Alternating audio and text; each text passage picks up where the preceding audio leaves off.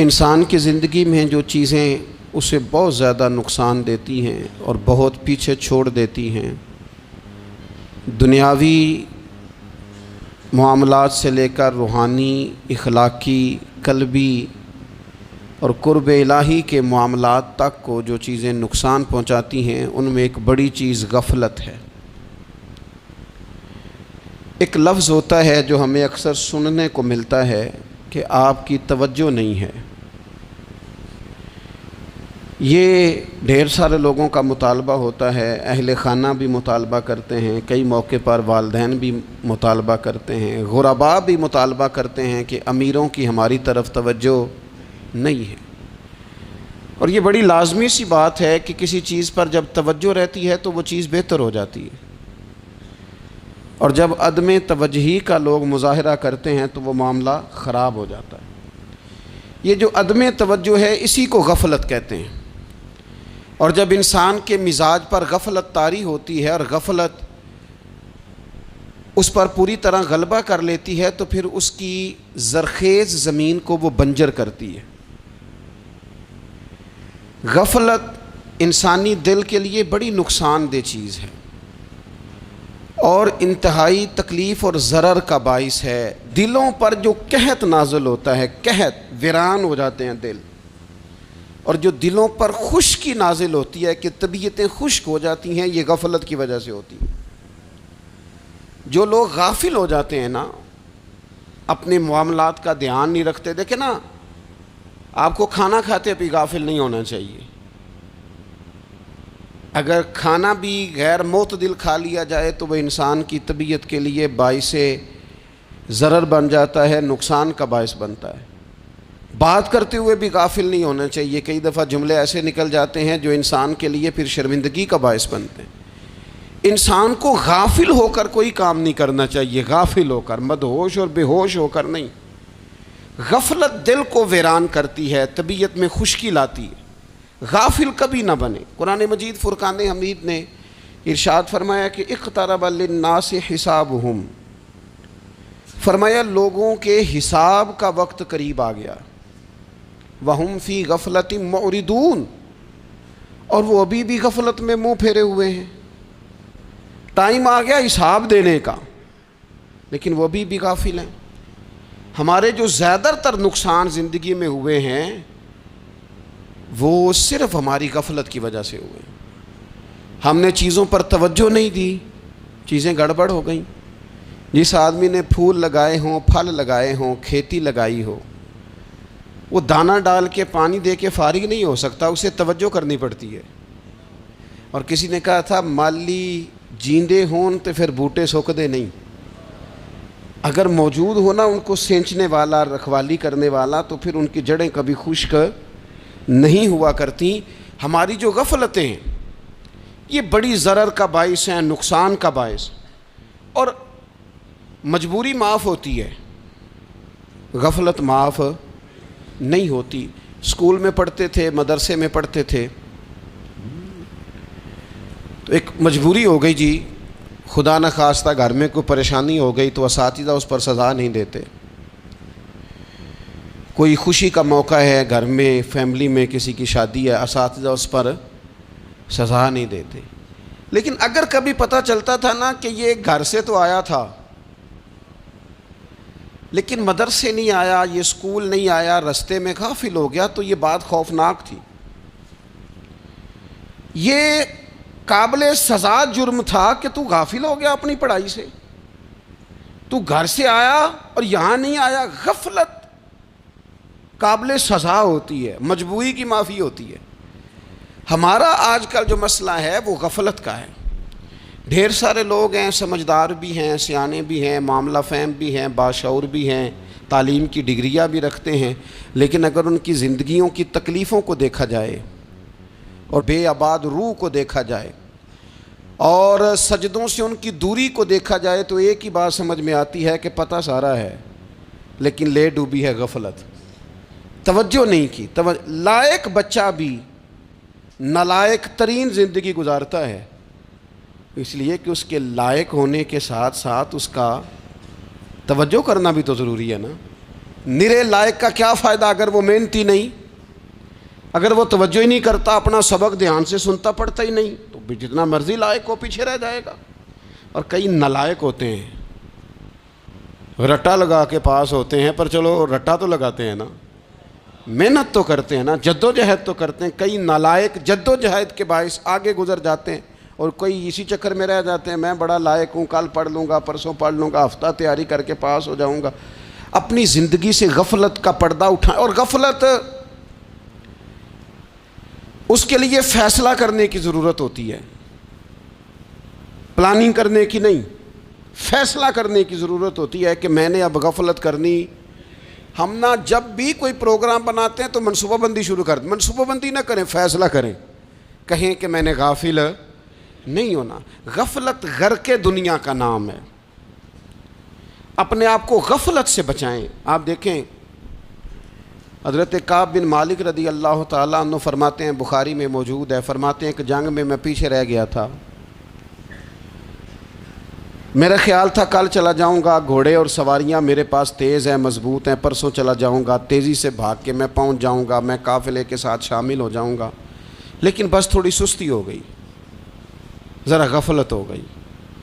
آپ فرماتے ہیں جب سب لوگ چلے گئے حضور علیہ السلام کے ساتھ جہاد میں اور میں پیچھے رہ گیا، تو پھر جب چند دن گزر گئے اور محبوب کے واپس آنے کا ٹائم ہو گیا، تو اب میں غور کرتا سمجھتا تو مجھے مدینے میں یہاں بزدل لوگ نظر آتے، اور کون نظر آتے؟ جو منافق تھے، وہ منافق بزدل دکھائی دیتے، یا مجھے عورتیں اور بچے دکھائی دیتے۔ میں پریشان ہوا، حضور واپس آ گئے۔ جنہوں نے بہانے کیے تھے نا منافقین نے، یہ مجبوری تھی اس لیے نہیں جہاد پہ گئے، یہ جنہوں نے بہانے کیے تھے انہیں مل گئی معافی، اور میں نے سچ بولا، میں نے کہا یا رسول اللہ میں غافل ہو گیا تھا۔ اب کہتے ہیں میں نے جب کہا نا حضور سستی ہو گئی تھی، ذرا غفلت ہو گئی، تو بندہ محبوب سے ہی غافل ہو جائے، بندہ وہیں سے غافل ہو جائے۔ جو دم غافل سو دم کافر، سانو مرشد اے ہو پڑھایا۔ جب کہا نا حضور وہ غلطی ہو گئی، کوئی مجبوری نہیں تھی، تو فرماتے ہیں باقیوں کو معافی مل گئی، میرے ساتھ حضور ناراض ہو گئے۔ ایک دن نہیں، 2 دن نہیں، 50 دن حضور ناراض رہے۔ مدینے کی گلیوں نے مجھے پہچاننا چھوڑ دیا، در و دیوار سے مجھے یوں لگتا تھا کہ میں پردیسی ہوں۔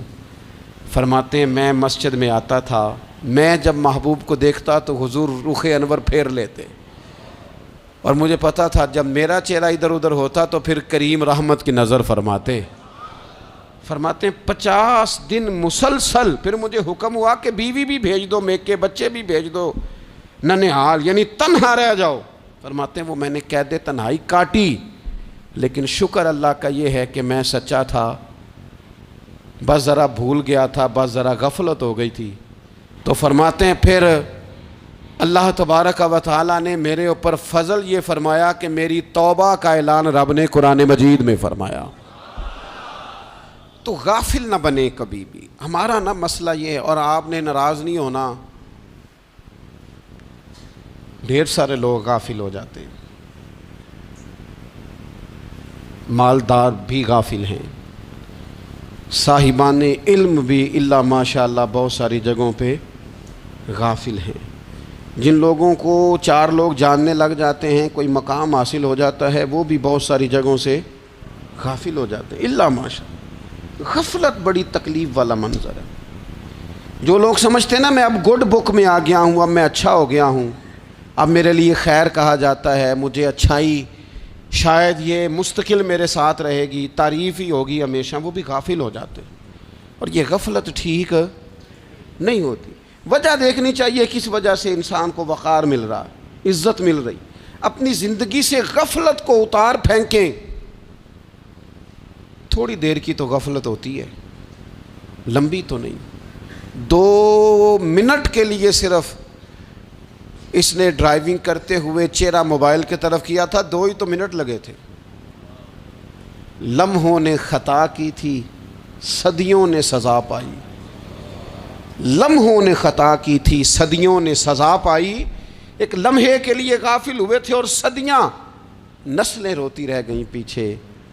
بچے تڑپتے رہ گئے، اہل خانہ پریشان رہ گئے، ماں باپ ساری زندگی روتے رہے، لیکن یہ 2 منٹ کے لیے یہ غفلت جو ہے یہ بڑی تکلیف والا معاملہ. اپنی زندگی سے غفلت کو اتارنا ہے، غافل نہیں بننا، ہر وقت توجہ اور ساری باتوں پہ توجہ. بعض اوقات لوگ ایک طرف توجہ کر کے ایک طرف سے غافل ہو جاتے ہیں. نہ، توجہ ہمہ پہلو رکھنی ہے. ہمارے ذمے جتنے بھی حقوق ہیں ان سب پر توجہ، ہر چیز کا خیال. ایسا نہ ہو کہ عبادت کرتے رہ جائیں اور حقوق العباد ہم سے چھوٹ جائیں، اور حقوق العباد اتنے زیادہ ادا کریں. ایک صاحب مجھے کہنے لگے ایک دفعہ بڑے وثوق کے ساتھ، کہنے لگے جی معاذ اللہ ثم نہیں جی ٹائم ملتا پھر نماز دا کی کریے، روزی کمانا بھی تو عبادت ہے نا. تو میں نے کہا آپ نے عبادت کرنا ایک حصہ قبول کیا ہے، آپ نے کل عبادت نہیں قبول کی. عبادت کل ہے، ہمہ پہلو. ایک حصہ آپ قبول کر کے نکل گئے اور باقی آپ نے چھوڑ دی. تو کسی ایک طرف سے بھی غافل نہیں ہونا. جتنی ذمہ داریاں ہیں، جتنی ڈیوٹیاں ہیں، ان سب کا خیال. اور جو بڑا آدمی ہوتا ہے، بڑا گھر میں بڑا ہو، قبیلے میں بڑا ہو، علاقے میں بڑا ہو، ادارے میں بڑا ہو، کلاس میں بڑا ہو، جو بڑا ہے اس کی تو ساری آنکھیں کھلی ہوئی ہونی چاہیے. ایک ایک پر اس کی نظر ہونی چاہیے کہ میری کہاں ضرورت ہے، کہاں مجھے اشک شوئی کرنی ہے، کس کے ساتھ میں نے کس طرح محبت کا رویہ رکھنا ہے. غافل نہ بنے. اچھا جی اب کیسے پتہ چلے گا کہ ہم غافل ہیں؟ یہ کیسے پتہ چلے گا؟ آپ کسی بندے سے بھی پوچھ لیں حالات کیا ہیں تو کہتا ہے اللہ کا شکر ہے کبھی کسی کا دل نہیں دکھایا، اللہ کا شکر ہے جی زمانہ ہو گیا 5 نمازیں پڑھتا ہوں، اللہ کا شکر ہے جی. کیسے پتہ چلے گا غافل ہیں؟ پہلی علامت ہمارے علماء اور صوفیاء نے غافل بندے کی لکھی ہے. اس آئینے میں نے اور آپ نے اپنا آپ دیکھنا ہے. غافل بندے کی پہلی علامت یہ ہوتی ہے کہ وہ دنیاوی کاموں میں چست ہوتا ہے اور اللہ اور اس کے رسول کی فرما برداری میں سست ہوتا ہے. یعنی نماز کے وقت تو اسے نیند ستاتی ہے، پریشانی ہوتی ہے، لیکن اگر کسی جگہ مال مل رہا ہو، پیسے مل رہے ہوں، وہاں جانا ہو تو پھر اسے کوئی چیز بھی تنگ نہیں کر. دنیاوی کاموں میں چست ہوگا، یعنی ٹی وی کے آگے، موبائل کے آگے وہ گھنٹوں بیٹھا ہوا ہے. اور اگر اسے 25 منٹ قرآن پاک سننا پڑ جائے، اگر اسے 20 منٹ دینی محفل میں بیٹھنا پڑ جائے، اگر اسے کہا جائے کہ تو 20 رکعت نماز نفل ادا کر، دنیاوی کاموں میں چست ہے، دینی کاموں میں، یہ غفلت کی پہلی علامت. پھر ذاتی معاملات پہ پیسہ خرچ کرنا ہو تو ڈھیر سارا ہے، کسی غریب کی مدد کرنی ہو تو. وہ ہمارے ایک دوست ہیں، وہ اکثر کہا کرتے ہیں، وہ کہتے ہیں آج کل کسی سے کہنا فلائی کام میں، دینی کام میں، کسی کی مدد میں کچھ 4 پیسے خرچ کرنے ہیں تو لوگ کہتے ہیں ہاتھ تنگ ہے. ہاں کوئی سستا پلاٹ ملتا ہو نا، اور اگر یہ سمجھ آ جائے کہ وہ مجبور ہے بیچارہ بیچنے والا، تو پھر کہتے ہیں میں 2-3 دوستوں کو پھاڑ لے سن. ذاتی کاموں میں جب بندہ چست ہو اور دینی کاموں میں سست ہو تو مطلب یہ ہے کہ بندہ غافل ہے. پہلی علامت غفلت کی. اور غفلت کی دوسری نشانی یہ ہے کہ انسان گناہ کے کاموں کو معمولی سمجھنے لگ جاتا ہے. یہ غافل بندے کی نشانی ہے. گناہ کو معمولی سمجھتا ہے، چھوٹا سمجھتا ہے. آج کل لوگ کہتے نہیں میں کو اکیلا کر رہا ہوں، ساری دنیا ہی کرتی ہے. اور جناب کیا ہو گیا اگر یہ غلطی ہو گئی تو بندے سے ہو ہی جاتا ہے. گناہ کو معمولی سمجھنا، چھوٹا سمجھنا اور کہنا پھر کیا ہو گیا ہے، انسان سے غلطی ہو جاتی ہے.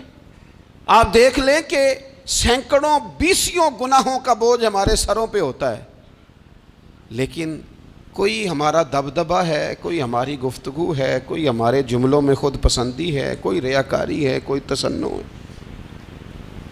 یہ غافل بندے کی علامت ہے. نبی اکرم صلی اللہ تعالیٰ علیہ وآلہ وسلم نے فرمایا مومن اپنے گناہوں کو پہاڑ کی طرح سمجھتا ہے. یہ بخاری میں حدیث ہے. مومن پہاڑ کی طرح جانتا ہے اور وہ ڈرتا ہے کہ کہیں وہ پہاڑ اس کے اوپر گر نہ جائے، یعنی کہیں مجھے میرے گناہ کی سزا نہ مل جائے. چھوٹے گناہ کو بھی پہاڑ جانتا ہے، یار مجھ سے غلطی ہو گئی، مجھے ٹھیک کر لینی چاہیے، مجھے معافی لے لینی چاہیے، مجھے توبہ کر لینی چاہیے. مومن اپنے اوپر گناہ کو پہاڑ کی جانب سمجھتا ہے. اور حضور علیہ الصلوۃ والسلام فرماتے ہیں کہ یہ جو فاسق اور فاجر ہوتا ہے نا، اللہ کا نافرمان، یہ گناہ کو مکھی کی طرح سمجھتا ہے، یہ سمجھتا ہے میں نے اشارہ کرنا ہے مکھی نے اڑ جانا ہے۔ مومن کی علامت یہ ہے کہ وہ پہاڑ جانتا ہے اگر غلطی ہو جائے تو پہاڑ۔ امام اعظم ابو حنیفہ رحمۃ اللہ علیہ گزر رہے تھے تو بارش ہو گئی تھی اور کوفہ میں کیچڑ تھا، تو آپ نے جو جوتے پہنے ہوئے تھے ان جوتوں سے چلتے ہوئے نا آپ کے پاؤں سے کچھ مٹی اڑی، تو سامنے ایک یہودی تھا، اب اس زمانے میں دیواریں کچی ہوتی تھیں، اس کے دیوار پر جا کے وہ مٹی جو تھی وہ لگ گئی۔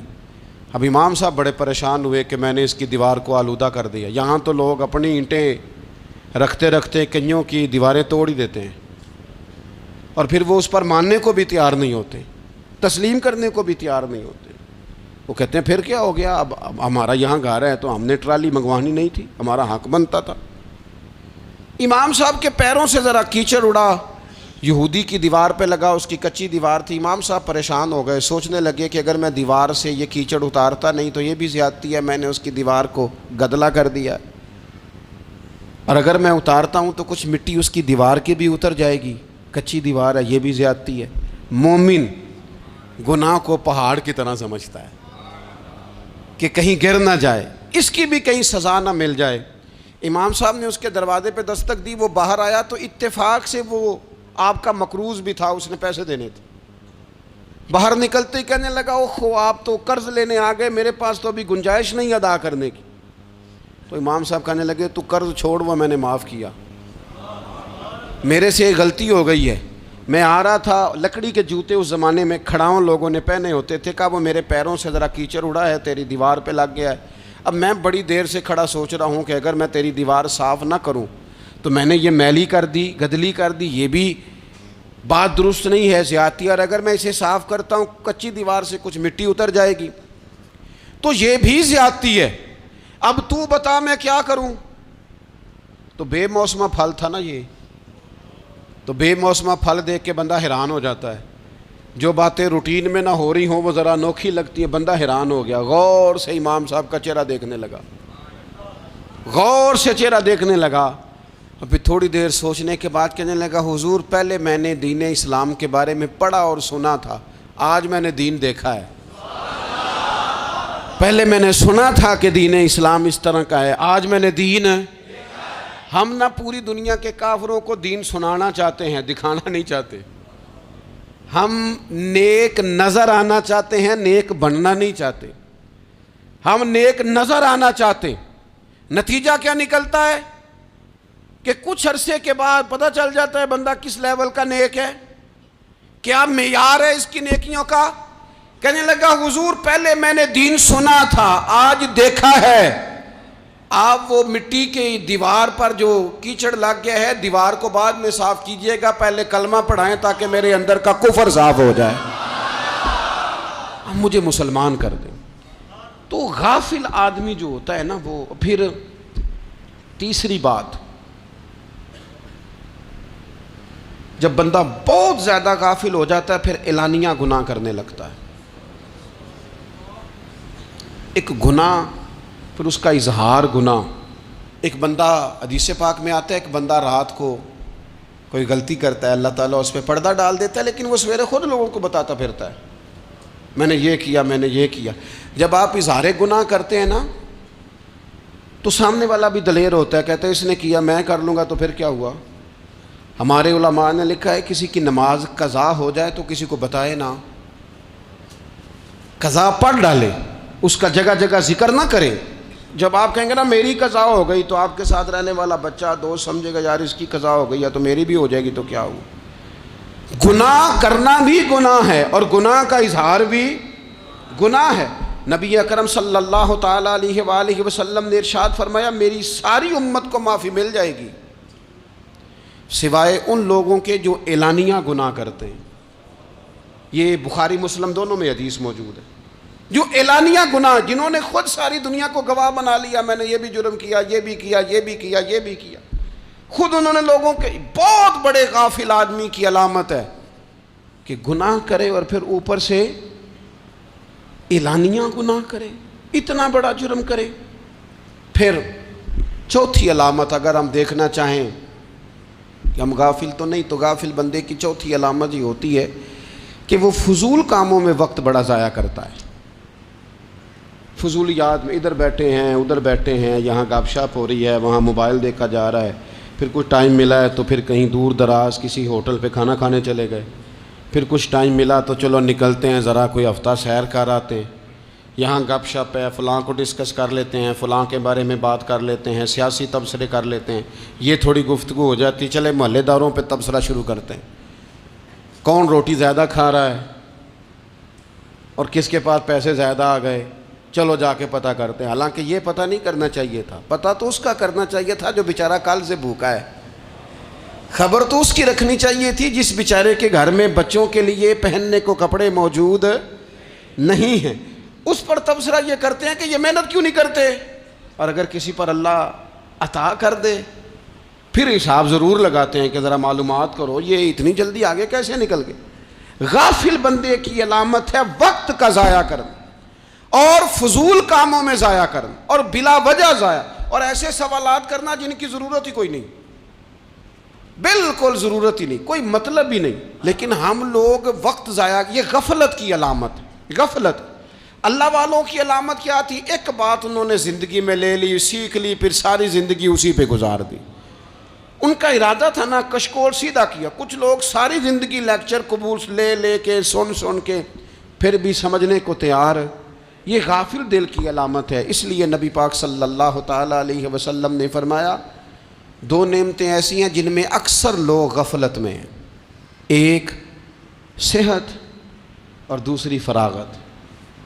لوگ بلا وجہ وقت ضائع کرتے ہیں. اللہ نے صحت دی ہے, کسی خیر کے کام میں لگائیں.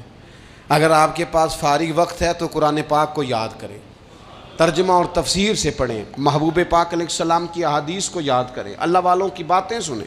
وقت ملے تو عبادات میں لگائیں, نوافل میں لگائیں, تلاوت میں لگائیں, ذکر اذکار میں لگائیں, اور پھر اللہ مزید توفیق عطا کرے تو کسی کے بھلے میں وقت لگائیں. گلی سے کوئی کانٹا اٹھائیں, کوئی روڑا اٹھائیں, کوئی کسی کی مدد کریں. لیکن یہ غافل ہونے کی علامت ہے کہ اپنے وقت کو ضائع کرنا. اور پھر اسی طرح غفلت کی پانچویں علامت یہ ہے کہ اگر بندے کو دنیا سے پورا پیار ہو جائے, یعنی شب قدر میں بھی آ کے کہتا ہے یا اللہ کبھی پیسے دے دینا, شب برات والے دن بھی کہتا ہے کہ مالک اگر کبھی کوئی ایسا سبب لگ جائے نا, یعنی بیت اللہ شریف کے سامنے کھڑے ہو کے بھی اگر اس نے مال ہی مانگنا ہے وہاں بھی اس نے یہی سوال کرنا ہے, حب دنیا اتنی غالب آ جائے. تو یہ غافل ہونے کی علامت. دنیا ضرورت ہے, مقصد نہیں ہے. دنیا کی حاجت ہے, مقصد نہیں ہے. یہ مقصود نہیں. اور جب لوگ فقط دنیا کے مال کو, دولت کو, نبی پاک علیہ السلام نے فرمایا وہ لعنتی ہے جو درہم اور دینار کا بندہ بن گیا ہے,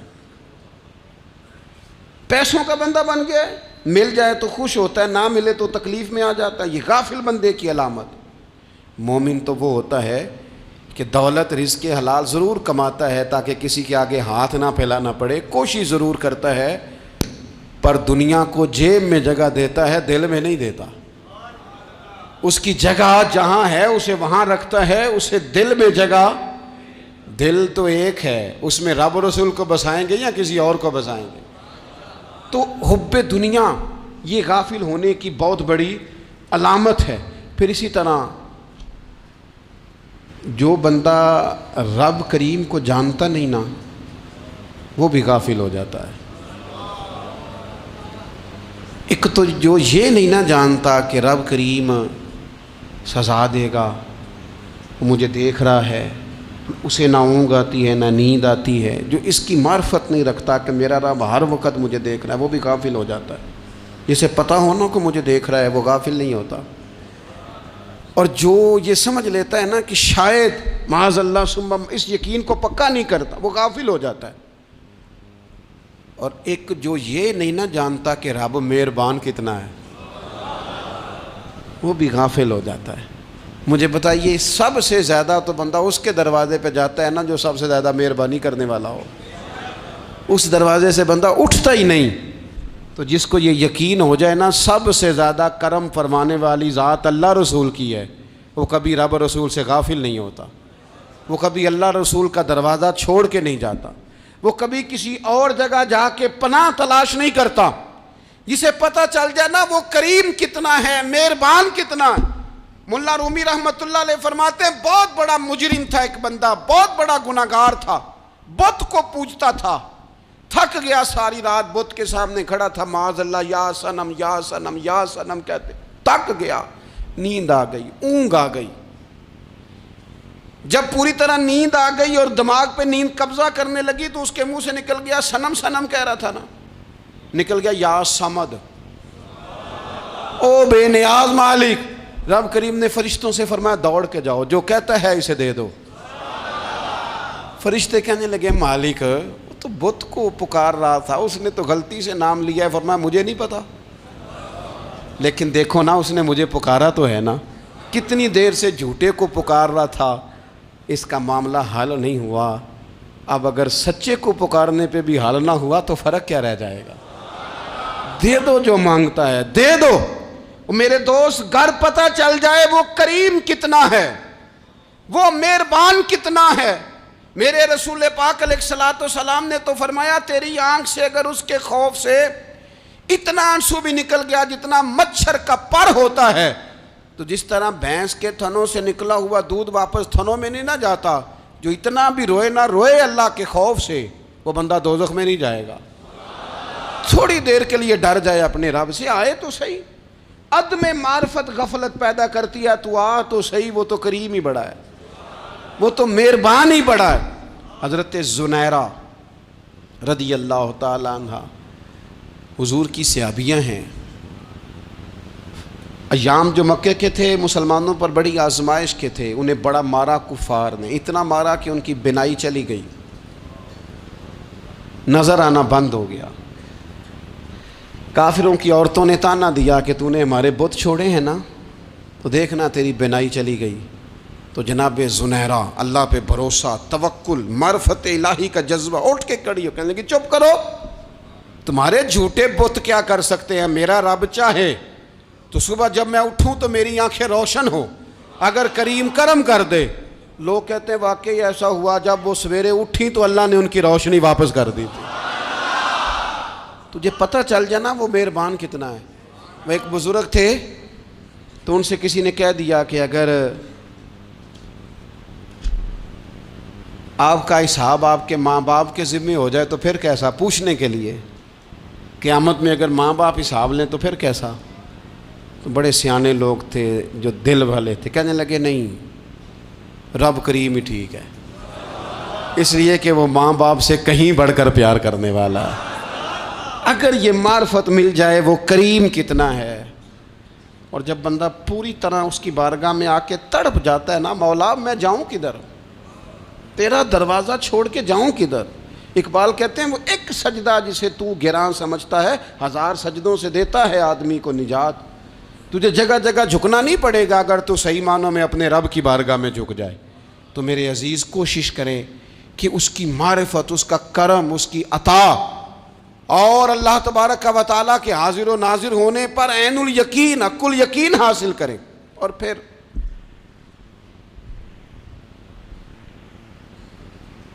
آٹھویں بات یہ ہے کہ غافل لوگوں کی صحبت بھی بندے کو غافل کر دیتی ہے۔ غافلوں کی صحبت میں نہ بیٹھیں،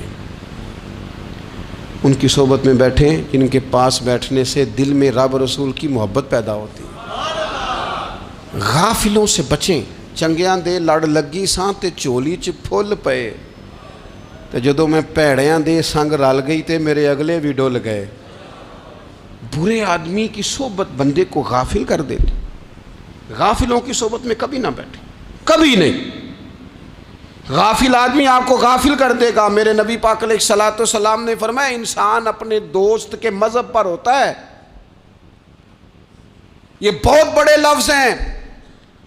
فرمایا المرء علی دین خلیلہ، انسان اپنے دوست کے مذہب پر ہوتا ہے۔ تو دیکھ تو نے دوست کس کو بنایا ہے، جو تیرے دوست کا مذہب ہوگا وہی تیرا ہو جائے گا۔ ہم نے دوست بنایا نا غوث پاک جیلانی کو، ہم نے یاری لگائی ہے نا داتا علی اجمیری سے، ہماری نسبت ہے نا معین الدین اجمیری سے، ہمارا تعلق ہے نا بہاؤالدین زکریہ ملتانی سے، ہمارا رشتہ ہے نا حضرت مجدد الفسانی سے، ہم ماننے والے ہیں نا اعلیٰ حضرت بریلوی کے، ہمارا تعلق ہے کبھی جماعت علی سے کبھی مہر علی سے، ہمارا ان سے تعلق ہے تو صبح شام ہماری زبان پہ رہتا ہے بالغ العلا بکمالہ کشف الدجی بجمالہ حسنت جمیع خصالہ صلو علیہ وآلہ۔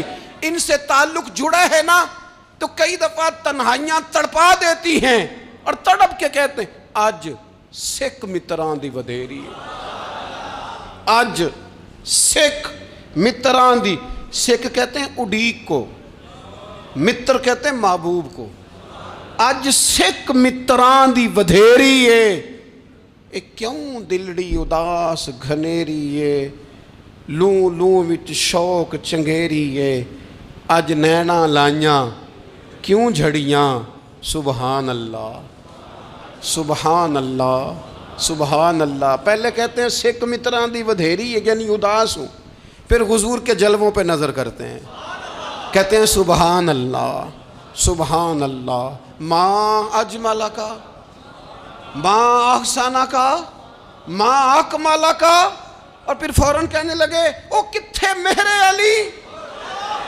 او کتھے مہر علی، کتھے مہر علی تے کتھے تیری سنا، اب ویکھو مشتاق اکھیں کتھے جاڑیاں، بلغ العلا بے کمال کشف الدجی بے، اور میرے اعلیٰ حضرت کہنے لگے سرور کہوں کہ مالک و مولا کہوں تو، باغ خلیل کا گلے زیبا کہوں تجھے، تیرے تو وصف عیب تناہی سے ہیں بری، حیران ہوں میرے شاہ میں کیا کیا کہوں تجھے۔ غافل آدمی کی علامت ہے برے لوگوں کی صحبت میں، خبردار ان کے پاس نہ بیٹھنا جن کے پاس بیٹھنے سے تمہارے دلوں میں اولیاء اللہ اللہ کے بندوں کی عداوت پیدا ہو، خبردار خبردار ان کے پاس نہ بیٹھنا جن کے پاس بیٹھنے سے تمہارے دلوں میں حضور کی اولاد پاک کے بارے میں شک پیدا ہو، خبردار اس شخص کے پاس نہ بیٹھنا جو امام حسین ابن علی کے بارے میں کوئی کمزور بات کرتا ہو، بچنا، خبردار اس سے بچنا جو حضور کے صحابہ کے بارے میں بات کرے، بچنا بچنا اس سے، جو سیدنا ابو بکر صدیق کے بارے میں کوئی،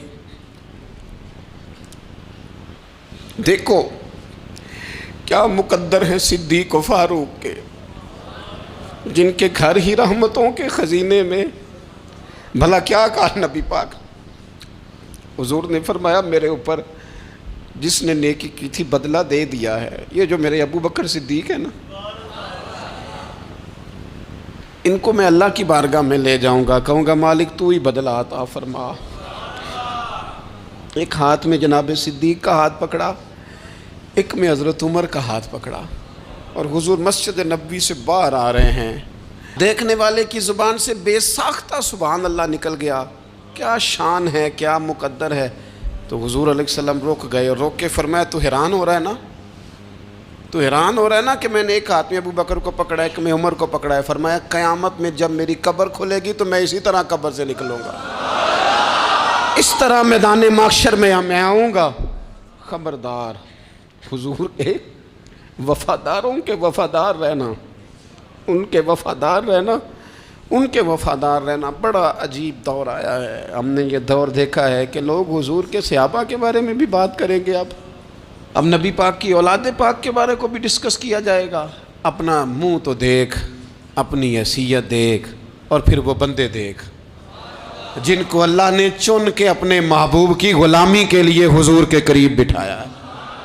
تو بچنا ایسے لوگوں سے، پرہیز کرنا، خبردار عقیدہ ستھرا رکھنا، عقیدہ ستھرا رکھنا، صاف رہنا، پاکیزہ رہنا، غافلوں کی صحبت سے بچنا۔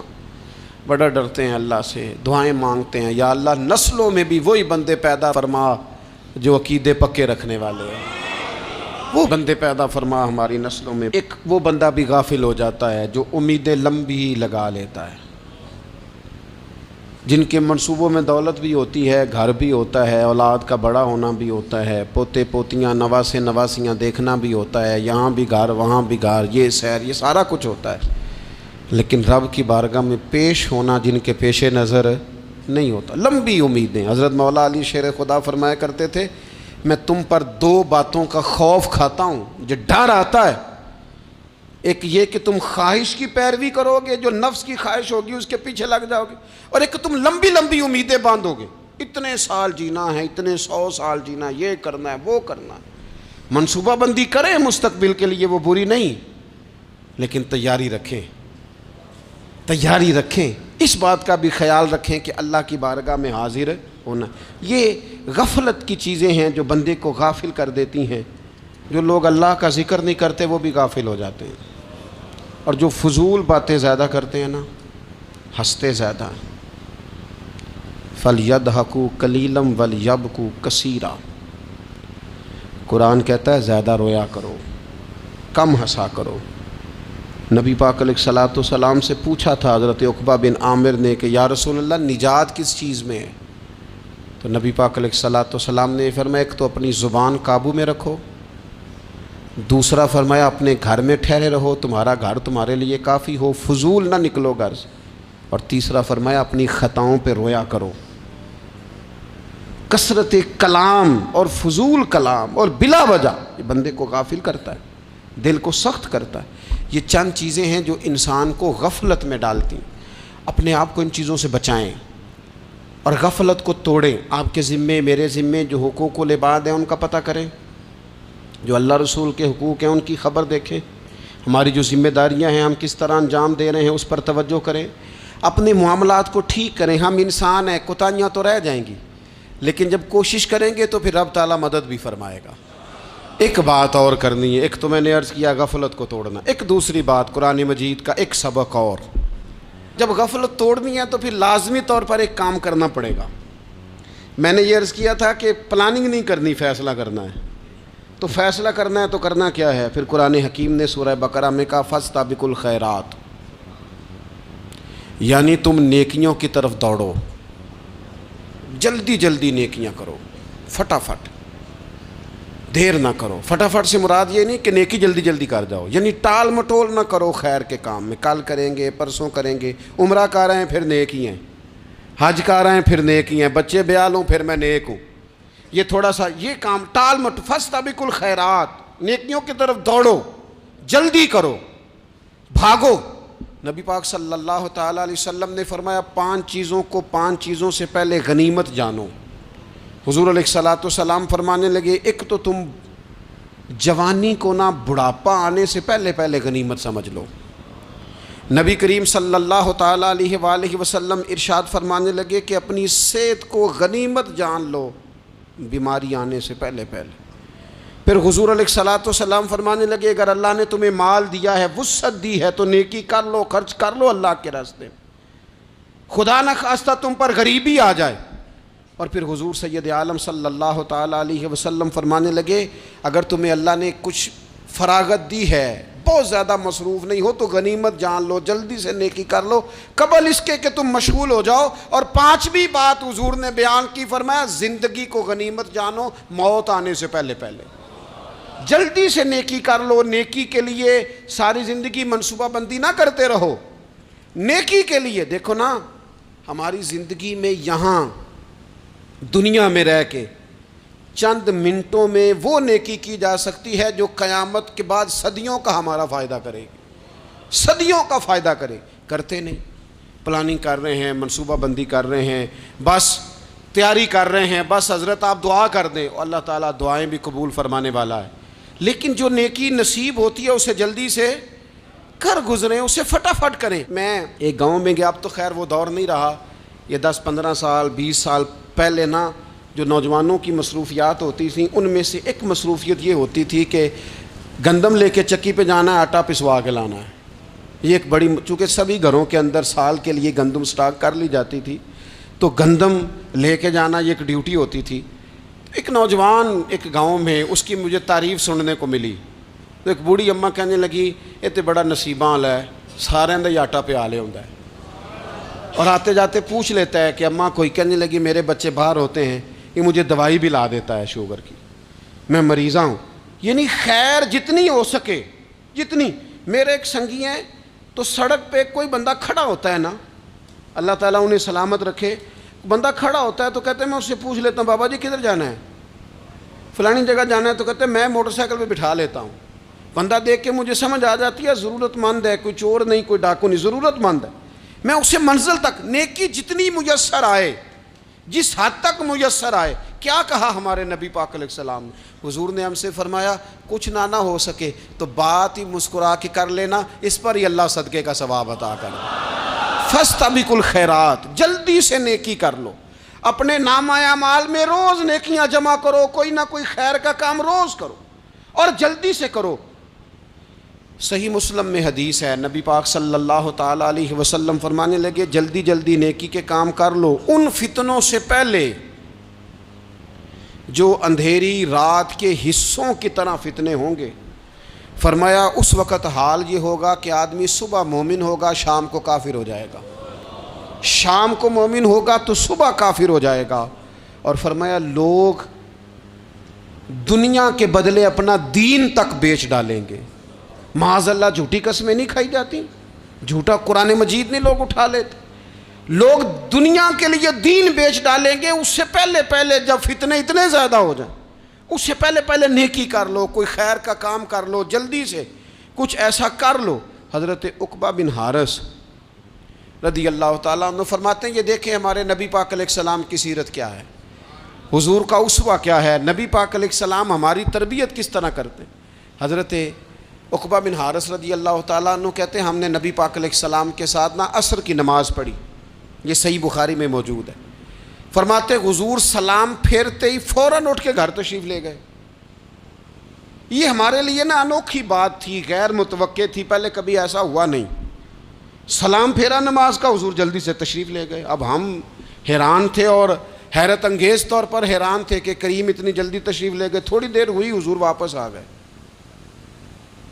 تو محبوب پاک علیہ السلام فرمانے لگے گھر میں ایک چھوٹی سی ڈلی، ایک چھوٹا سا ٹکڑا سونے کا پڑا تھا، مال آیا تھا سارا صدقہ کر دیا، وہ تھوڑا سا پڑا تھا، اچانک مجھے یاد آیا وہ تو پڑا رہ گیا۔ تو حضور فرمانے لگے میں نے کہا کہیں ایسا نہ ہو جائے کہ ساری رات گزر جائے اور میرے گھر میں پڑا ہی رہ جائے، میں جلدی سے جا کے اسے خیرات کر دوں۔ میں نے خیرات کیا پھر میں واپس آ گیا ہوں۔ جلدی سے نیکی، جلدی سے نیکی کر لی جائے۔ ہم بڑا انتظار کر رہے ہیں، بڑا لمبا ہمارا پروگرام ہے، ہمارے پاس ٹائم ہی بڑا ہے، کسی نے کان میں کہہ دیا ہے تیرے پاس بڑا وقت ہے، ابھی تو بڑی عمر پڑی ہے، ابھی تو جناب او میرے بھائی یہ لوگوں کے کہنے کی باتیں ہیں، پھر پتہ ہی نہیں چلتا حالات کس طرح کے ہو جاتے ہیں اور کیا معاملات انسان کے ساتھ درپیش ہوتے ہیں۔ جتنی خیر میسر آئے، جتنا بھلا میسر آئے، جتنی انسان کو توفیق ملے۔ میں نے بزرگوں کو دیکھا، اپنے اصحاب کو، پہلے وہ خدام سے کہتے کہ میں سونے لگا ہوں اور پابند کرتے لوگوں کو کہ فلاں وقت، بزرگوں کو میں نے دیکھا اپنے، وہ پابند کرتے لوگوں کو کہ فلاں وقت میں موجود ہوں گا آنا، خود پابند فرماتے، اور پھر جب بیدار ہوتے تو سب سے پہلے خدام کو بلا کے پوچھتے کوئی مہمان تو نہیں آیا؟ اور جناب آپ نے خود ہی تو پابند فرمایا فلاں دن آنا۔ کہنے لگے چل یار اگر کوئی آیا تو مجھے ملا لو، میری ملاقات کرا لو۔ کیوں؟ اس لیے کہ دور سے آیا ہے، مجھ سے ملنے آیا ہے، کوئی خیر کی بات سیکھنے آیا، چلو میرے نامہ اعمال میں کو نیکی جائے گی، کچھ نہ کچھ خیر جمع کر لی جائے، کچھ نہ کچھ ڈیوٹی کر لی جائے، کچھ کام کریں اور جلدی سے کریں۔ حضرت جابر ابن عبداللہ انصاری رضی اللہ تعالیٰ عنہ بیان کرتے ہیں، یہ بھی بخاری میں موجود ہے، کہتے ہیں ایک صحابی نبی پاک علیہ السلام کی بارگاہ میں حاضر ہوئے غزوہ احد کے موقع پر، اور حال ان کا یہ تھا کہ وہ کھجور کھا رہے تھے اور کھجور انہوں نے منہ میں رکھی ہوئی تھی۔ حضور کی بارگاہ میں حاضر ہوئے اور عرض کرنے لگے یا رسول اللہ صلی اللہ تعالیٰ علیہ وسلم اگر میں شہید کر دیا جاؤں تو کہاں جاؤں گا؟ حضور فرمانے لگے جنت میں۔ تو کہتے ہیں انہوں نے جو کھجور منہ کے اندر تھی وہ انہوں نے نگلی نہیں، اندر نہیں لے گئے، اس کو باہر نکالا اور دوڑ کے آگے بڑھے اور جنگ کرنی شروع کر دی۔ اور لڑتے لڑتے شہید ہو گئے۔ کیا سبق دیا انہوں نے؟ سبق یہ دیا کہ نیکی کرنے میں اتنی دیر بھی نہیں کرنی جتنی کھجور کھانے میں دیر لگتی ہے۔ جلدی سے نیکی کرنی ہے، فٹافٹ نیکی کرنی، اس کے اندر ٹال مٹول نہیں کرنا۔ اسی وقت انہوں نے کھجور باہر نکال دی، دوڑ کے انہوں نے حضرت انس بن نضر رضی اللہ تعالیٰ عنہ، حضرت انس بن مالک رضی اللہ تعالیٰ عنہ کے چچا ہیں، میدان احد میں نا، احد پہاڑ کے قریب کھڑے تھے، لوگوں سے کہہ رہے تھے جلدی جلدی ادھر آؤ، وہ جنت جو انسان کو انتقال کے بعد نصیب ہوگی اور قیامت کے بعد نصیب ہوگی، فرماتے تھے مجھے تو ابھی احد پہاڑ کے اندر سے جنت کی خوشبو آ بھی رہی ہے، لہذا جلدی سے آؤ، ادھر دوڑو، جہاد کرو، آؤ کفار سے لڑیں۔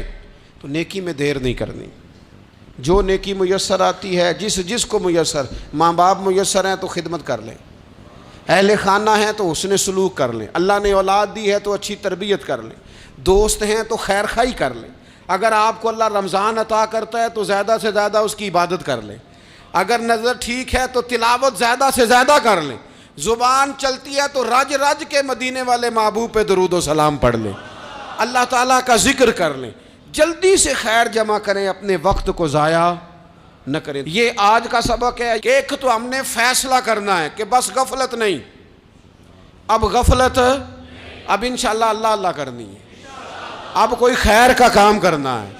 میرے حضرت کا ایک جملہ کبھی نہیں بھولنا، فرمایا کرتے تھے زمین کے اوپر کام، نیچے جا کے آرام، یہ چھوڑ دیں اتنے گھنٹے سونا ہے تو یہ کرنا ہے تو میری نیند میں دخل کوئی نہ ڈالے، پھر سوتے ہی رہ جائیں گے، سوتے ہی رہ جائیں گے۔ زمین کے اوپر کام اور نیچے جا کے جاگنا ہے، جاگ لے افلاک کے سائے تلے، پھر حشر تک سوتا رہے گا خاک کے سائے تلے۔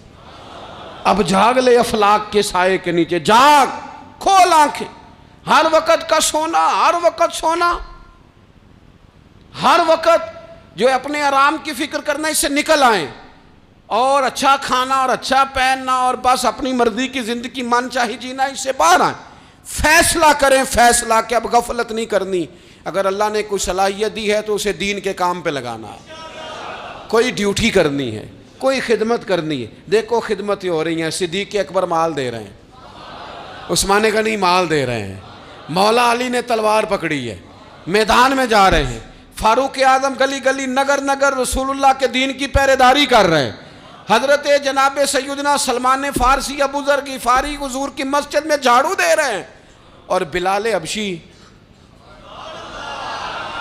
وہ نبی پاک کی مسجد میں اذان پڑھتے پڑھتے رب نے اتنا عروج فرمایا کہ کعبے کی چھت پہ کھڑے ہو کے بھی اذان پڑھنی شروع، انہوں نے اذان دے دی۔ تو کوئی کام کرنا ہے، غفلت کو توڑنا ہے اور نیکی کرنی ہے، ذرا جلدی جلدی خیر کا کام کرنا ہے، نہیں ایسے نہیں، فٹافٹ۔ کیسے جی؟ فٹافٹ، تو فٹافٹ کام کریں خیر کا، جلدی جلدی۔ تو یہ خیر کا کام فٹافٹ، جلدی جلدی اور بڑی جلدی اور دوڑ دھوپ کے، اور جب آپ کرتے جائیں گے نا تو پھر اللہ تعالیٰ مواقع بناتا جائے گا۔ آپ سے میری اپیل ہے، بالخصوص میرے ساتھ جو وابستہ سنگی ہیں، جو پیار کرنے والے ہیں، دو باتیں آج آپ نے لے کے جانی ہیں گھر، یہی لنگر ہے، یہی آپ کے لیے دعا ہے، یہی ہمارے بزرگوں کا فیض ہے، یہی نصیحت ہے کہ آپ نے دو باتیں لے کے جانی ہیں۔